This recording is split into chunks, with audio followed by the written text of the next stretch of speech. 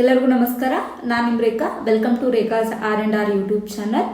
ಇವತ್ತು ನಾವು flax seed ಅಥವಾ ಅಗಸೆ ಬೀಜದ ಬಗ್ಗೆ ಮಾತಾಡೋಣ ಅಂತ ಅನ್ಕೊಂಡಿದ್ದೀನಿ. ಇದರಿಂದ ಆಗುವಂತ ಹೆಲ್ತ್ ಬೆನಿಫಿಟ್ಸ್ ಆಗಿರ್ಬೋದು, ಯಾವ ರೀತಿ ಇದನ್ನ ತಗೊಳ್ಬೇಕು, ಯಾರು ಇದನ್ನ ತಗೊಳ್ಬಾರ್ದು, ಹಾಗೆ ಹೇಗೆ ತಿಂದ್ರೆ ಇದು ದೇಹಕ್ಕೆ ಬೇಗ ಅಬ್ಸಾರ್ಪ್ಷನ್ ಆಗುತ್ತೆ, ಬೆನಿಫಿಟ್ಸ್ ಕೊಡುತ್ತೆ ಅಂತ ಇವತ್ತಿನ ವಿಡಿಯೋದಲ್ಲಿ ಡಿಸ್ಕಸ್ ಮಾಡ್ತೀನಿ. ಅಂಡ್ ಕೊನೆಯಲ್ಲಿ 2 ಬ್ಯೂಟಿ ಟಿಪ್ಸ್ ಅಂತಂದ್ರೆ ಸೌಂದರ್ಯ ಪ್ರಿಯರಿಗೆ ಉಪಯೋಗವಾಗುವಂತ 2 ಬ್ಯೂಟಿ ಟಿಪ್ಸ್ ಕೂಡ ಕೊಟ್ಟಿದ್ದೀನಿ. ದಯವಿಟ್ಟು ಮರಿಲಾರದೆ ವಿಡಿಯೋನ ಕೊನೆ ತನಕ ನೋಡಿ. ಓಕೆ, ಇವತ್ತಿನ ಈ ವಿಡಿಯೋದಲ್ಲಿ ಫ್ಲಾಕ್ಸ್ ಸೀಡ್ ಅಥವಾ ಕನ್ನಡದಲ್ಲಿ ಅಗಸೆ ಬೀಜ ಅಂತ ಹೇಳ್ತೀವಿ, ಇದ್ರ ಬಗ್ಗೆ ಮಾತಾಡ್ತಾ ಇದ್ದೀನಿ.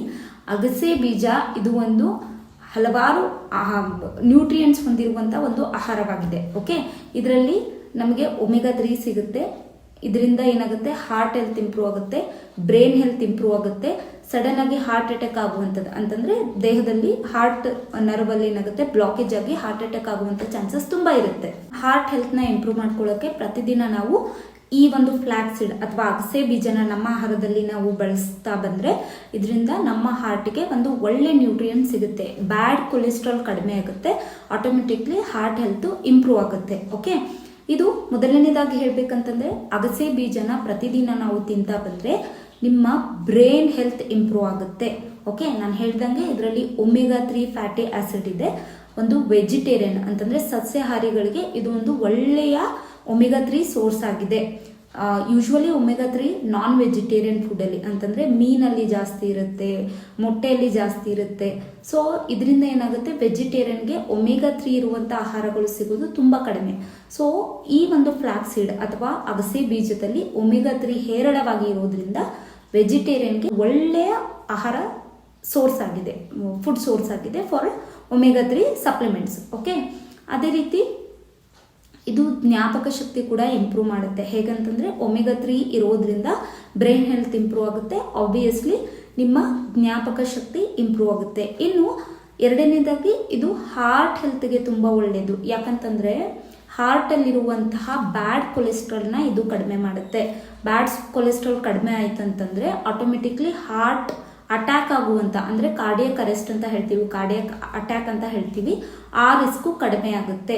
ಅಂತಂದ್ರೆ ಫ್ಯಾಟ್ ಡೆಪೋಸಿಷನ್ ಆಗುತ್ತೆ. ಈಗ ಒಂದು ನಲ್ಲಿಯಲ್ಲಿ ನೀರು ಹರಿದು ಹೋಗ್ಬೇಕಾದ್ರೆ ಯಾರಾದ್ರೂ ಅದ್ರ ಮೇಲೆ ಆ ಪೈಪ್ ಮೇಲೆ ಕಾಲಿಟ್ಟಾಗ ಹೇಗೆ ನೀರು ಏರುಪೇರಾಗಿ ಹೋಗುತ್ತಲ್ಲ, ಅದೇ ರೀತಿ ನಮ್ಮ ರಕ್ತನಾಳದಲ್ಲಿ ನೀರು ಹರಿದು ಹೋಗ್ತಾ ಇರುತ್ತೆ, ರಕ್ತ ಹರಿದು ಹೋಗ್ತಾ ಇರುತ್ತೆ. ಈಗ ಫ್ಯಾಟ್ ಡಿಪೋಸಿಷನ್ ಆದಾಗ ಏನಾಗುತ್ತೆ, ಅಲ್ಲೇ ಸ್ವೆಲ್ಲಿಂಗ್ ಕಾಣಿಸ್ಕೊಳ್ಳುತ್ತೆ. ಸ್ವೆಲ್ಲಿಂಗ್ ಕಾಣಿಸ್ಕೊಳ್ಳೋದು ಹಾರ್ಟ್ಗೆ ಕಂಟಿನ್ಯೂಸ್ ಆಗಿ ಪ್ರೆಷರ್ ಬಿದ್ದು ಒಂದ್ಸಲ ಕಾರ್ಡಿಯಕ್ ಅಟ್ಯಾಕ್ ಆಗುವಂತ ಚಾನ್ಸಸ್ ಇರುತ್ತೆ. ಸೊ ಒಮೆಗಾ 3 ಅಂತಂದ್ರೆ ನಾನು ಅಗಸೆ ಬೀಜದಲ್ಲಿ ಒಮೆಗಾ 3 ಇರೋದ್ರಿಂದ ಏನಾಗುತ್ತೆ, ಅದನ್ನ ಪ್ರತಿದಿನ ನಾವು ಬಳಸ್ತಾ ಬಂದ್ರೆ ನಮಗೆ ಹಾರ್ಟ್ ಅಟ್ಯಾಕ್ ಆಗುವಂತ ರಿಸ್ಕ್ ಕೂಡ ಕಡಿಮೆ ಆಗುತ್ತೆ. ಸೊ ಅದ್ರ ಜೊತೆ ಇದು BP ಕಂಟ್ರೋಲ್ ತರುತ್ತೆ. ಯಾಕಂತಂದ್ರೆ ಅಗಸೆ ಬೀಜ ನ್ಯಾಚುರಲ್ ಬ್ಲಡ್ ಥಿನ್ನರ್ ಆಗಿ ಕೆಲಸ ಮಾಡುತ್ತೆ. ಸೊ ಇದರಿಂದ ಏನಾಗುತ್ತೆ, BP ಕಂಟ್ರೋಲ್ ಬರುತ್ತೆ.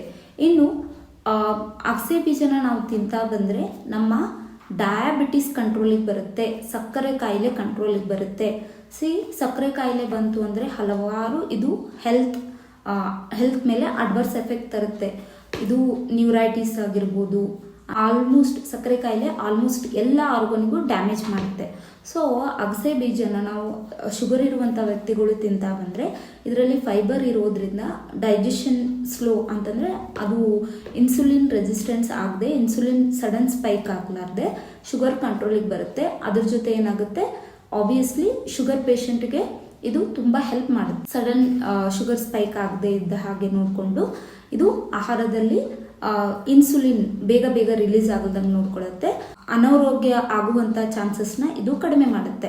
ಸಕ್ಕರೆ ಕಾಯಿಲೆ ಇರೋರಿಗೆ ಅಗಸೆ ಬೀಜ ಒಂದು ಉತ್ತಮ ಆಹಾರವಾಗಿದೆ. ಸೊ ಇದನ್ನ ದಯವಿಟ್ಟು ಸಕ್ಕರೆ ಕಾಯಿಲೆ ಇರೋರು ನಿಮ್ಮ ಆಹಾರದಲ್ಲಿ ಇದನ್ನ ಬಳಸ್ಕೊಳ್ಳಿ. ಹಾಗೆ ಇನ್ನು 4ನೇದಾಗಿ ಇದನ್ನ ಅಗಸೆ ಬೀಜನ ತಿಂತ ಬಂದ್ರೆ ಗಟ್ ಹೆಲ್ತ್ ತುಂಬಾ ಚೆನ್ನಾಗಾಗುತ್ತೆ, ಕರಳಿನ ಆರೋಗ್ಯ ತುಂಬಾ ಚೆನ್ನಾಗಾಗುತ್ತೆ. ನಿಮ್ಮ ಆರೋಗ್ಯ ಕರಳಿನ ಮೇಲೆ ಡಿಪೆಂಡ್ ಆಗಿರುತ್ತೆ. Gut is a second brain of the body ಅಂತ ಕರಿತೀವಿ. ಸೊ ನಿಮ್ಮ ಕರುಳು ಯಾವ ರೀತಿ ಇರುತ್ತಲ್ಲ ಅದು ನಿಮ್ಮ ಸ್ಕಿನ್ ಮೇಲೆ ರಿಫ್ಲೆಕ್ಟ್ ಆಗುತ್ತೆ, ನಿಮ್ಮ ಹೇರ್ ಮೇಲೆ ರಿಫ್ಲೆಕ್ಟ್ ಆಗುತ್ತೆ, ಅದೇ ರೀತಿ ನಿಮ್ಮ ಮೂಡ್ ಸ್ವಿಂಗ್ಸ್ ಮೇಲೆ ಕೂಡ ಅದು ರಿಫ್ಲೆಕ್ಟ್ ಆಗುತ್ತೆ. ಸೊ ಅದಕ್ಕೆ ಗಟ್ ಬ್ಯಾಕ್ಟೀರಿಯಾಗೆ ಒಳ್ಳೆ ಆಹಾರ ಕೊಟ್ರೆ ನಮಗೆ ಒಳ್ಳೆ ಆರೋಗ್ಯ ಅದು ಕೊಡುತ್ತೆ. ಗಟ್ ಬ್ಯಾಕ್ಟೀರಿಯಾ ನಾವು ಎಷ್ಟು ಒಳ್ಳೆ ಆಹಾರದಿಂದ ಫೀಡ್ ಮಾಡ್ತೀವೋ ಅಷ್ಟು ಒಳ್ಳೆ ಆರೋಗ್ಯ ನಮ್ಮದಾಗುತ್ತೆ. ಸೊ ಇದು ಗಟ್ ಹೆಲ್ತ್ಗೆ ತುಂಬ ಅಂದರೆ ತುಂಬ ಒಳ್ಳೆಯದು. ಫ್ಲಾಕ್ಸ್ ಸೀಡ್ಸ್ ಅಥವಾ ಅಗಸೆ ಬೀಜನ ನಾವು ಪ್ರತಿದಿನ ತಿಂತಾ ಬಂದರೆ ಗಟ್ ಹೆಲ್ತ್ ಇಂಪ್ರೂವ್ ಆಗುತ್ತೆ. ಕಾನ್ಸ್ಟಿಪೇಷನ್ ಅಂತ ಹೇಳ್ತೀವಿ, ಅಂತಂದರೆ ಮಲಬದ್ಧತೆ, ಅಂತಂದರೆ ಮೋಷನ್ ಕರೆಕ್ಟಾಗಿ ಪಾಸ್ ಆಗ್ತಾ ಇರಲ್ಲ, ತುಂಬ ಹಾರ್ಡ್ ಆಗ್ತಾ ಇರುತ್ತೆ, ಪೈಲ್ಸ್ ಆಗ್ತಾ ಇರುತ್ತೆ, ಬ್ಲಡ್ ಬರ್ತಾ ಇರುತ್ತೆ, ಮೋಷನೇ ಪಾಸ್ ಆಗ್ತಿರಲ್ಲ ಅಂಥವ್ರಿಗೆ ಈ ಅಗಸೆ ಬೀಜ ಪ್ರತಿದಿನ ತಿಂತಾ ಬಂದರೆ ಇದರಲ್ಲಿ ಸಾಲ್ಯುಬಲ್ ಆ್ಯಂಡ್ ಇನ್ಸಾಲ್ಯುಬಲ್ ಎರಡೂ ಫೈಬರ್ ಇರೋದ್ರಿಂದ ನೀವು ತಿಂದಾಗ ಇದು ಪ್ರೋಬಯಾಟಿಕ್ ಆಗಿ ಕೆಲಸ ಮಾಡುತ್ತೆ. ಇದು ನಾರಿನಾಂಶ ಇರೋದ್ರಿಂದ ಇದು ಪ್ರೋಬಯಾಟಿಕ್ ಆಗಿ ಕೆಲಸ ಮಾಡುತ್ತೆ. ಅದರಿಂದ ಏನಾಗುತ್ತೆ, ಗಟ್ ಹೆಲ್ತ್ ಇಂಪ್ರೂವ್ ಆಗುತ್ತೆ. ಗಟ್ ಹೆಲ್ತ್ ಇಂಪ್ರೂವ್ ಆದರೆ ಆಟೋಮೆಟಿಕ್ಲಿ ನಿಮ್ಮದು ಕಾನ್ಸ್ಟಿಪೇಷನ್ ಕಡಿಮೆ ಆಗುತ್ತೆ. ಕಾನ್ಸ್ಟಿಪೇಷನ್ ಅಂತಂದರೆ ನೀಟಾಗಿ ಮೋಷನ್ ಪಾಸ್ ಆಗ್ತಾ ಇರಲ್ಲ, ತುಂಬ ಇರಿಟೇಷನ್ ಇರುತ್ತೆ ಬಾಡಿಯಲ್ಲಿ. ಸೊ ಅಂಥವ್ರಿಗೆ ಕಾನ್ಸ್ಟಿಪೇಷನ್ ಕಡಿಮೆ ಮಾಡುತ್ತೆ, ಮೋಷನ್ ಕರೆಕ್ಟಾಗಿ ಪಾಸ್ ಆಗುತ್ತೆ, ಬಾಡಿ ತುಂಬ ಲೈಟ್ ಫೀಲ್ ಆಗುತ್ತೆ. ಸೊ ಅಗಸೆ ಬೀಜನ ನಾವು ಪ್ರತಿದಿನ ತಿಂತಾ ಬಂದರೆ ನಮ್ಮ ಗಟ್ ಹೆಲ್ತ್ ಕೂಡ ಇಂಪ್ರೂವ್ ಆಗುತ್ತೆ. ಓಕೆ, ಅದೇ ರೀತಿ ನಾವು ಪ್ರತಿದಿನ ಅಗಸೆ ಬೀಜನ ತಿಂತಾ ಬಂದರೆ ವೇಟ್ ಲಾಸಿಗೆ ಕೂಡ ಹೆಲ್ಪ್ ಆಗುತ್ತೆ. ಹೌದು, ವೇಟ್ ಲಾಸ್ ಮಾಡಬೇಕನ್ನೋರು ಅವ್ರಿಗೆ ಅಗಸೆ ಬೀಜ ತುಂಬ ಅಂದರೆ ತುಂಬ ಹೆಲ್ಪ್ ಮಾಡುತ್ತೆ.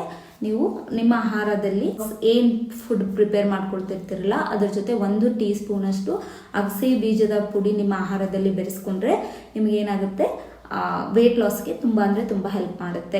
ಇದು ಇನ್ಸುಲಿನ್ ಸ್ಪೈಕ್ ಕಡಿಮೆ ಮಾಡುತ್ತೆ. ಆಬ್ವಿಯಸ್ಲಿ ಹೊಟ್ಟೆ ಬೇಗ ಹಸಿವಾಗಲ್ಲ. ಸೊ ಅದರಿಂದ ಏನಾಗುತ್ತೆ, ವೇಟ್ ಲಾಸ್ಗೆ ತುಂಬ ಅಂದರೆ ತುಂಬ ಹೆಲ್ಪ್ ಮಾಡುತ್ತೆ. ಹಾಗೆ ಈಗಿನ ನ್ಯೂ ಟ್ರೆಂಡ್ ಡಿಸೀಸ್ ಅಂತಲೇ ಹೇಳ್ಬೋದು. ಮೊದಲೆಲ್ಲ ಆಲ್ಕೋಹಾಲ್ ಅಂತಂದರೆ ಯಾರು ಆಲ್ಕೋಹಾಲ್ ಕುಡಿತಾರೆ, ಕನ್ಸಂಪ್ಷನ್ ಮಾಡ್ತಾರೆ, ಅವ್ರಿಗೆ ಲಿವರ್ ಹಾಳಾಗುವಂಥ ಚಾನ್ಸಸ್ ಇತ್ತು. ಆದರೆ ಇಂದಿನ ದಿನಮಾನಗಳಲ್ಲಿ ಪ್ರತಿಯೊಬ್ಬರಿಗೂ ಫ್ಯಾಟಿ ಲಿವರ್ ಅನ್ನೋದು ತುಂಬ ಅಂದರೆ ತುಂಬ ಕಾಮನ್ ಆಗಿದೆ, ಸರ್ವೇ ಸಾಮಾನ್ಯವಾಗಿದೆ. ಈಗ ನಾವು ತಿಂತಿರುವಂತಹ ಜಂಕ್ ಫುಡ್ಡಿಂದ ಆಗಿರ್ಬೋದು, ನಮ್ಮ ಫುಡ್ ಹ್ಯಾಬಿಟ್ಸಿಂದ ಏನಾಗ್ತಾ ಇದೆ, ಪ್ರತಿದಿನ ನಮ್ಮ ಲಿವರ್ ಹಾಳಾಗ್ತಾ ಹೋಗ್ತಾ ಇದೆ. ಸೊ ಅಗಸೆ ಬೀಜನ ಪ್ರತಿದಿನ ನಮ್ಮ ಆಹಾರದಲ್ಲಿ ಅದನ್ನು ರೂಢಿಸ್ಕೊಂಡು ಬಂದರೆ ಏನಾಗುತ್ತೆ, ಫ್ಯಾಟಿ ಲಿವರ್ ಆಗೋದು ಕಡಿಮೆ ಆಗುತ್ತೆ. ಫ್ಯಾಟಿ ಲಿವರ್ನ ನಾವು ತಡೆಗಟ್ಬೋದಾಗಿದೆ.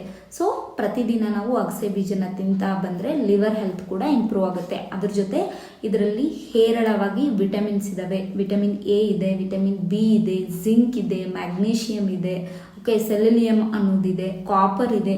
ಸೊ ಇವೆಲ್ಲ ನ್ಯೂಟ್ರಿಯೆಂಟ್ಸ್, ವಿಟಮಿನ್ಸ್ ಇರೋದ್ರಿಂದ ಆಬ್ವಿಯಸ್ಲಿ ನಿಮಗೆಲ್ಲ ಗೊತ್ತಿದ್ದಂಗೆ ಇದು ಕಣ್ಣಿನ ಹೆಲ್ತಿಗೂ ಇಂಪಾರ್ಟೆಂಟ್. ವಿಟಮಿನ್ ಎ ಇದೆ, ವಿಟಮಿನ್ ಬಿ ಇರೋದ್ರಿಂದ ನರಗಳ ಹೆಲ್ತಿಗೆ ತುಂಬ ಅಂದರೆ ತುಂಬ ಇಂಪಾರ್ಟೆಂಟ್. ಬ್ರೈನ್ ಹೆಲ್ತಿಗೂ ತುಂಬ ಇಂಪಾರ್ಟೆಂಟ್. ಜಿಂಕ್ ಇರೋದ್ರಿಂದ ಹೇರ್ ಹೆಲ್ತಿಗೆ ಇಂಪ್ರೂವ್ ಆಗುತ್ತೆ. ಆ್ಯಂಡ್ ಮ್ಯಾಗ್ನೀಷಿಯಮ್ ಇರೋದ್ರಿಂದ ಸ್ಲೀಪ್ ಕ್ವಾಲಿಟಿ ಇಂಪ್ರೂವ್ ಆಗುತ್ತೆ. ಯಾರಿಗೆ ನಿದ್ದೆ ಸಮಸ್ಯೆ ಇದೆ ದಯವಿಟ್ಟು ಅಗಸೆ ಬೀಜದ ಪುಡಿಯನ್ನು ನಿಮ್ಮ ಆಹಾರದಲ್ಲಿ ಇನ್ಕ್ಲೂಡ್ ಮಾಡ್ಕೊಳ್ಳಿ. ನಿಮ್ಮ ಸ್ಲೀಪ್ ಇಂಪ್ರೂವ್ ಆಗುತ್ತೆ, ಕ್ವಾಲಿಟಿ ಆಫ್ ಸ್ಲೀಪ್ ಕೂಡ ಇಂಪ್ರೂವ್ ಆಗುತ್ತೆ. ಅಷ್ಟೇ ಅಲ್ಲದೆ ಇದು ಬೋನ್ ಹೆಲ್ತ್ ಕೂಡ ಇಂಪ್ರೂವ್ ಮಾಡುತ್ತೆ. Brain health, bone health, heart health, skin health, gut health, ಎಲ್ಲ ಹೆಲ್ತ್ಗೂ ಇದು very very very essential and important ಆಗಿದೆ. ಅದೇ ರೀತಿ ಇದು ಮೆನಿಸ್ಟ್ರುವಲ್ ಹೆಲ್ತ್ಗೂ ತುಂಬ ಅಂದರೆ ತುಂಬ ಹೆಲ್ಪ್ ಮಾಡುತ್ತೆ. ಹೆಣ್ಮಕ್ಳ ನಿಮ್ಗೆ ಏನಾದರೂ PCOD ಇದ್ದರೆ, PCOS ಇದ್ದರೆ ದಯವಿಟ್ಟು ಅಗಸೆ ಬೀಜನ ನಿಮ್ಮ ಆಹಾರದಲ್ಲಿ ಇನ್ಕ್ಲೂಡ್ ಮಾಡ್ಕೊಳ್ಳಿ. ಅಗಸೆ ಬೀಜದ ಚಟ್ನಿ ಪೌಡರ್ ಏನು ಹೇಳ್ತೀವಿ ಅದನ್ನು ಇನ್ಕ್ಲೂಡ್ ಮಾಡ್ಕೊಳ್ಳಿ. ಇದರಿಂದ ಏನಾಗುತ್ತೆ, ನಿಮ್ಮ ಮೆನಿಸ್ಟ್ರುವಲ್ ಪ್ರಾಬ್ಲಮ್ ಕಡಿಮೆ ಆಗುತ್ತೆ. ಪೀರಿಯಡ್ಸ್, ಈಗ PCOD ಇದ್ದವರಿಗೆ ತುಂಬ ಇರ್ರೆಗ್ಯುಲರ್ ಆಗಿ ಮೆನಿಸ್ಟ್ರೇಷನ್ ಆಗ್ತಾ ಇರುತ್ತಲ್ಲ, ಅದು ಕೂಡ ಕಂಟ್ರೋಲಿಗೆ ಬರುತ್ತೆ. ಮೆನಿಸ್ಟ್ರುವಲ್ ಹೆಲ್ತ್ ಇಂಪ್ರೂವ್ ಆಗುತ್ತೆ, ಸ್ಲೀಪ್ ಇಂಪ್ರೂವ್ ಆಗುತ್ತೆ, ಮೂಡ್ ಸ್ವಿಂಗ್ಸ್ ಕಡಿಮೆ ಆಗುತ್ತೆ, ಬ್ರೈನ್ ಹೆಲ್ತ್ ಇಂಪ್ರೂವ್ ಆಗುತ್ತೆ. ಆ್ಯಂಡ್ ನಾ ವಿಡಿಯೋ ಸ್ಟಾರ್ಟಿಂಗಲ್ಲಿ ಹೇಳ್ದಂಗೆ ನಾನು ನಿಮಗೆ 2 ಬ್ಯೂಟಿ ಟಿಪ್ಸ್ನ ಕೊಡ್ತೀನಿ ಅಂತ ಹೇಳಿದ್ದೆ. ಅಗಸೆ ಬೀಜನ ಕುದಿಸ್ಬಿಟ್ಟು ಅದನ್ನು ಶೋಧಿಸ್ಕೊಂಡು ಅದು ಕುದಿಸುವಾಗ ಜೆಲ್ ಫಾರ್ಮಿಗೆ ಬರುತ್ತೆ. ಆ ಜೆಲ್ ಫಾರ್ಮಿಗೆ ಬಂದಾದಮೇಲೆ ಅದನ್ನು ನೀಟಾಗಿ ಫಿಲ್ಟರ್ ಮಾಡ್ಕೋಬೇಕು. ಅದನ್ನು ನೀಟಾಗಿ ಫಿಲ್ಟರ್ ಮಾಡಿಕೊಂಡ್ರೆ ಜೆಲ್ ಸಪ್ರೇಟ್ ಸೀಡ್ಸು ಮತ್ತು ಜೆಲ್ನ ಸಪ್ರೇಟ್ ಮಾಡಿಬಿಟ್ಟು ಅದೇನು ಜೆಲ್ ಸಿಗುತ್ತಲ್ಲ ಆ ಜೆಲ್ಗೆ ಎಗ್ ವೈಟ್ ಆ್ಯಡ್ ಮಾಡ್ಕೊಳ್ಳಿ. ಎಗ್ ವೈಟ್ ಆ್ಯಡ್ ಮಾಡ್ಕೊಂಡಾದ್ಮೇಲೆ ಚೆನ್ನಾಗಿ ಬೀಟ್ ಮಾಡಿಬಿಟ್ಟು ಅದು ಒಂದು ಪ್ಯಾಕ್ ಥರ ಆಗುತ್ತೆ. ಆ ಪ್ಯಾಕ್ನ ನಿಮ್ಮ ಹೇರ್ ಲೆಂತ್ಗೆ ಹಚ್ಕೊಳ್ಳಿ. ಹೇರ್ ಲೆಂತ್ಗೆ ಹಚ್ಕೊಳ್ಳೋದ್ರಿಂದ ಏನಾಗುತ್ತೆ, ನಿಮ್ಮ ಹೇರ್ ಸಿಲ್ಕಿ ಆಗುತ್ತೆ. ತುಂಬ ಡ್ರೈ ಹೇರ್ ಇರೋರು, ತುಂಬ ಫ್ರೀಝಿ ಹೇರ್ ಇರೋರು, ಅನ್ಹೆಲ್ದಿ ಹೇರ್ ಇರೋರಿಗೆ ತುಂಬ ಅಂದರೆ ತುಂಬ ಹೆಲ್ಪ್ ಆಗುತ್ತೆ. ನಿಮ್ಮ ಕೂದಲು ನುಣುಪಾಗಿ ರೇಷ್ಮೆಯಂತೆ ಹೊಳೆಯುತ್ತೆ. ಇದನ್ನು ಈ ಒಂದು ಪ್ಯಾಕ್ನ ನೀವು 15 days ಒನ್ಸ್ ನಿಮ್ಮ ಹೇರ್ಗೆ ಕೂದಲುಗಳಿಗೆ ಹಚ್ಕೊಳ್ತಾ ಬಂದರೆ ನಿಮ್ಮ ಹೇರ್ ಹೆಲ್ತ್, ಕೂದಲಿನ ಆರೋಗ್ಯ ಕೂಡ ಇಂಪ್ರೂವ್ ಆಗುತ್ತೆ. ಯಾಕಂದರೆ ಇದು ಪ್ರೊಟೆಕ್ಟಿವ್ ಲೇಯರ್ ಆಗಿ ಕೆಲಸ ಮಾಡುತ್ತೆ ಕೂದಲಿಗೆ. ಸೊ ಆಬ್ವಿಯಸ್ಲಿ ನಿಮ್ಮ ಕೂದಲಿನ ಹೆಲ್ತ್ ಇದರಿಂದ ಇಂಪ್ರೂವ್ ಆಗುತ್ತೆ. ಅಗಸೆ ಬೀಜನ ಚೆನ್ನಾಗಿ ಪೌಡರ್ ಮಾಡಿ ಅಂತಂದರೆ ಹುರಿದ್ಬಿಟ್ಟಾದ್ಮೇಲೆ ಆ ತಣ್ಣಗಾದ್ಮೇಲೆ ಮಿಕ್ಸಿಯಲ್ಲಿ ಪೌಡರ್ ಮಾಡಿಕೊಂಡು ಆ ಪೌಡರ್ನ ಪ್ರತಿ ದಿನ 1 ಟೀ ಸ್ಪೂನು ನೀವು ಮಜ್ಜಿಗೆಯಲ್ಲಿ ಬೆರೆಸಿ ಕುಡಿಯೋದ್ರಿಂದ ನಿಮ್ಮ ಸ್ಕಿನ್ ಹೆಲ್ತ್ ಇಂಪ್ರೂವ್ ಆಗುತ್ತೆ. ನ್ಯಾಚುರಲ್ ಕೊಲೆಜನ್ ಪ್ರೊಡಕ್ಷನ್ಗೆ ತುಂಬ ಹೆಲ್ಪ್ ಆಗುತ್ತೆ. ಸೊ ಅದರಿಂದ ಏನಾಗುತ್ತೆ, ನಿಮ್ಮ ಸ್ಕಿನ್ ಗ್ಲೋ ಬರುತ್ತೆ. ಸೊ ಇದು ಕೂಡ ನೀವು ಯೂಸ್ ಮಾಡ್ಕೊಳ್ಬೋದು ಈ ರೀತಿ ಕೂಡ. ಹಾಗಾದರೆ ಮತ್ತೆ ಯಾವ ರೀತಿ ಇದನ್ನು ಯೂಸ್ ಮಾಡ್ಕೊಳ್ಬೇಕು ಅಂತಂದರೆ, ಅಗಸೆ ಬೀಜನ ಹಸಿದಾಗಿ ತಿನ್ನಕ್ಕೆ ಹೋಗಬೇಡಿ. ದಯವಿಟ್ಟು ಇದನ್ನು ರೋಸ್ಟ್ ಮಾಡ್ಕೊಳ್ಳಿ, ಅಂತಂದರೆ ಹುರಿಯಿರಿ. ಹುರಿದಾದ್ಮೇಲೆ ಇದನ್ನು ಚೆನ್ನಾಗಿ ಪೌಡರ್ ಮಾಡ್ಕೊಳ್ರಿ. ಪೌಡರ್ ಮಾಡ್ಕೊಂಡಾದ್ಮೇಲೆ ಫ್ಯಾಟಿ ಫುಡ್ ಜೊತೆ ತೊಗೊಳ್ಳೋದು ಬೆಟರ್. ಲೈಕ್ ನೀವು ಮಿಲ್ಕಲ್ಲಿ ತೊಗೊಳ್ಬೋದು, ಅಥವಾ ಮೊಸರಲ್ಲಿ ತೊಗೊಳ್ಬೋದು, ಕರ್ಡಲ್ಲಿ ನೀವು ಮಿಕ್ಸ್ ಮಾಡಿ ಆ ಥರ ತೊಗೊಳ್ಬೋದು, ಅಥವಾ ಮಜ್ಜಿಗೆಯಲ್ಲಿ ಮಸಾಲ ಟೈಪ್ ನೀವು ಯೂಸ್ ಮಾಡಿಕೊಂಡು ಅಗಸೆ ಬೀಜದ ಪುಡಿನ ಅದರಲ್ಲಿ ಸೇರಿಸ್ಕೊಂಡು ಕುಡಿಯೋದ್ರಿಂದ ಏನಾಗುತ್ತೆ, ಗಟ್ ಹೆಲ್ತ್ ಇಂಪ್ರೂವ್ ಆಗುತ್ತೆ. ನಿಮ್ಮ ದೇಹಕ್ಕೆ ಮ್ಯಾಕ್ಸಿಮಮ್ ಅದರಲ್ಲಿರುವಂಥ ನ್ಯೂಟ್ರಿಯೆಂಟ್ಸ್ ಹೀರ್ಕೊಳ್ಳೋಕ್ಕೆ ಇದು ಹೆಲ್ಪ್ ಮಾಡುತ್ತೆ. ಓಕೆ, ಆ್ಯಂಡ್ ವೆರಿ ಇಂಪಾರ್ಟೆಂಟ್, ದಯವಿಟ್ಟು ಇದನ್ನು ಹಸಿ ಬೀಜಗಳನ್ನ ತಿನ್ಬೇಡ್ರಿ. ಹೇಗೆ ನಾವು ಕಡಲೆ ಬೀಜ ಅಥವಾ ಬಾದಾಮಿ ಇದನ್ನು ತಿಂತೀವಲ್ಲ, ಆ ರೀತಿ ಇದನ್ನು ತಿನ್ನಬೇಡಿ. ದಯವಿಟ್ಟು ಇದನ್ನು ರೋಸ್ಟ್ ಮಾಡಿ ತಿನ್ನಬೇಕು. ರೋಸ್ಟ್ ಮಾಡಿ ಪುಡಿ ಮಾಡಿ ತಿನ್ನೋದ್ರಿಂದ ಮ್ಯಾಕ್ಸಿಮಮ್ ಹೆಲ್ತ್ ಬೆನಿಫಿಟ್ಸ್ ನಿಮಗೆ ಸಿಗುತ್ತೆ. ಇದನ್ನು ಯಾರು ಅವಾಯ್ಡ್ ಮಾಡಬೇಕು ಅಂತಂದರೆ, ಹಾಲು ಕುಡಿಸುವಂಥ ತಾಯಂದಿರು ಅವಾಯ್ಡ್ ಮಾಡಿ. ಅದೇ ಜೊತೆ ತುಂಬ ಬ್ಲೋಟಿಂಗ್ ಇರೋರು, ತುಂಬ ಗ್ಯಾಸ್ ಆಗುತ್ತೆ, ಅಸಿಡಿಟಿ ಪ್ರಾಬ್ಲಮ್ ಆಗುತ್ತೆ, ಡೈಜೆಷನ್ ಇಶ್ಯೂ ಇದೆ ಅನ್ನೋರು ದಯವಿಟ್ಟು ಇದನ್ನು ಅವಾಯ್ಡ್ ಮಾಡಿ. ಸ್ವಲ್ಪ ಪ್ರಮಾಣದಲ್ಲಿ ಶುರು ಮಾಡಿ. ನಿಮಗೇನು ಡಿಸ್ಕಂಫರ್ಟ್ ಆಗ್ತಾ ಇಲ್ಲ ಅಂದರೆ you can continue. Otherwise you are getting again discomfort ಆಗ್ತಾ ಇದೆ, ತುಂಬ ಬ್ಲೋಟಿಂಗ್ ಆಗ್ತಾ ಇದೆ, ಗ್ಯಾಸ್ಟ್ರಿಕ್ ಆಗ್ತಾ ಇದೆ, ಹೊಟ್ಟೆ ಉಬ್ಬರ ಆಗ್ತಾ ಇದೆ ಅಂತಂದರೆ ದಯವಿಟ್ಟು ಇದನ್ನು ಸ್ಟಾಪ್ ಮಾಡಿ. ಓಕೆ, ಆಮೇಲೆ ಇದನ್ನು ಎಲ್ಲರೂ ತೊಗೊಳ್ಬೋದು, ಆದರೆ ಇದನ್ನು ಹಸಿದಾಗಿ ತಿನ್ನಕ್ಕೆ ಹೋಗಬೇಡಿ. ಬೀಜನೇ ಡೈರೆಕ್ಟಾಗಿ ತಿನ್ನಕ್ಕೆ ಹೋಗಬೇಡಿ. ಇದನ್ನು ಹುರಿದ್ಬಿಟ್ಟು ಕುಟ್ಟಿ ಪುಡಿ ಮಾಡಿಕೊಂಡು ತಿನ್ನೋದು ಬೆಸ್ಟ್. ಓಕೆ, ಈ ರೀತಿ ನಾವು ಅಗಸೆ ಬೀಜನ ನಮ್ಮ ಫುಡ್ ಕಲ್ಚರ್ ಅಂತಂದರೆ ನಮ್ಮ ಫುಡ್ಡಲ್ಲಿ ಆ್ಯಡ್ ಮಾಡ್ಕೊಳ್ಳೋದ್ರಿಂದ ಇದರಿಂದ ಮ್ಯಾಕ್ಸಿಮಮ್ ಬೆನಿಫಿಟ್ಸ್ ನಮ್ಮ ದೇಹಕ್ಕೆ ಸಿಗುತ್ತೆ. ಇದು ಕಡಿಮೆ ವೆಚ್ಚದಲ್ಲಿ ಸಿಗುವಂಥ ಒಂದು ಸೂಪರ್ ಫುಡ್ ಆಗಿದೆ. ದಯವಿಟ್ಟು ಇದನ್ನು ನಿಮ್ಮ ಆಹಾರದಲ್ಲಿ ಇನ್ಕ್ಲೂಡ್ ಮಾಡ್ಕೊಳ್ಳಿ. ನನ್ನ ವಿಡಿಯೋ ಏನಾದರೂ ನಿಮ್ಗೆ ಇಷ್ಟ ಆದರೆ ದಯವಿಟ್ಟು ಒಂದು ಲೈಕ್ ಮಾಡಿ. ಅವಶ್ಯಕತೆ ಇರೋರಿಗೆ ಈ ವಿಡಿಯೋನ ಶೇರ್ ಮಾಡಿ. ಇಷ್ಟ ಆದರೆ ಚಾನಲ್ಗೆ ಸಬ್ಸ್ಕ್ರೈಬ್ ಮಾಡ್ಕೊಳ್ಳಿ. ಇದೇ ರೀತಿ ಇನ್ಫಾರ್ಮೇಟಿವ್ ವಿಡಿಯೋ ನಾನು ಮಾಡೋಕ್ಕೆ ಟ್ರೈ ಮಾಡ್ತೀನಿ. ನಮಸ್ಕಾರ, ಮತ್ತೆ ಸಿಗೋಣ. ನಾನು ರೇಖಾ.